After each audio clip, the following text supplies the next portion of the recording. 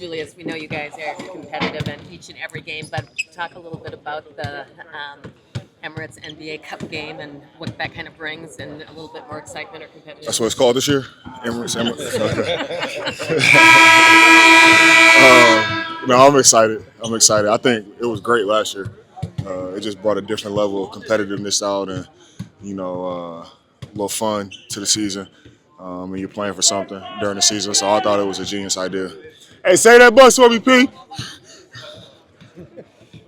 Julius, when you were on the court with Nas, how is it maybe different playing defensively than when you're on the court with Rudy? Are there different responsibilities for you in that, or is it kind of the same?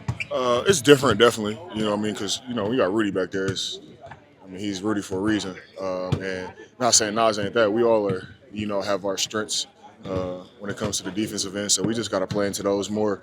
And, whether that's, our athleticism, how we're able to fly around on the court and be active and all those different type of things. So we just got to understand when Rudy's off, we have to play differently. It's no different than, when you have certain lineups on the offensive end and you run certain things for different guys and stuff like that. It's the same defensively. Is that something that just kind of maybe takes time to get used to when you're playing, just kind of switching up styles as the little? Yeah, I think it's time just to see how we all play with each other and what works best. And then the second thing is just having an awareness of when Rudy's off and all right, now we have to switch and do this type thing. So. How do you guys process the loss from the other night? It's been 2 days. Do you think about it? Does that one hurt a little bit more? Oh, it hurt. Yeah, it hurt. I was pissed. I ain't gonna lie. I hate losing any game, but to lose how we lost, and we've had a couple of those where it's been in our control and we've done things self-inflicted wounds and hurt ourselves. But that's part of growing as a team, becoming a great team, and just shoring up those habits and late game execution and making sure we're taking control of those games and not hurting ourselves. Over 82 games, did those kind of balance out? I mean, you guys did steal one from Denver, and then you kind of. Shit, even that game we were up though, like the whole game, and we kind of hurt ourselves and let them come back, and ended up coming out in the end and winning. But you try not to. I guess it does balance out, but you try not to rely on that. What does that look like, in practice or shoot, like the day after you have late game execution like issues? Is that something you jump on, you focus on in practice? What does that look like? Yeah, we went through it in film, and really learned from it. Finchie got on us, and we made sure that we learned from it in the film session. And just the night of it sucks. The night of it sucks. I get barely any sleep thinking about it. Finch was saying, that he did some things wrong to us.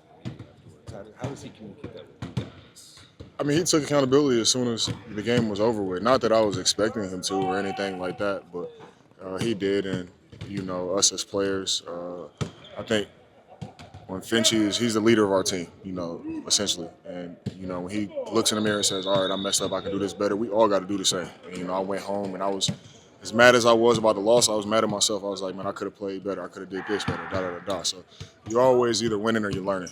And for me, that was a learning experience. Is that one of your first experiences with this group to be a leader, and kind of bring the group back together after that on this team? Yeah, I've got a lot of experience in this league with a lot of different scenarios and games and how to bounce back. The biggest thing is you put it behind you and you move on to the next game and try to not repeat the same thing twice, and you learn.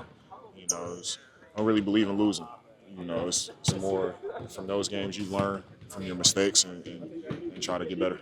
And then I was going to ask also about the Nas and you Frontcourt. There's been times where you're the 5 in that, or sometimes you're playing next to Jaden. What's that like for you, 4 versus 5? I don't know. It's not really any difference. I think more for me, especially when I'm at the 5, I'm more in actions like screening. Usually they're switching a lot with those lineups, so I'm screening and rolling and creating mismatches and kind of doing a little bit more dirty work type stuff.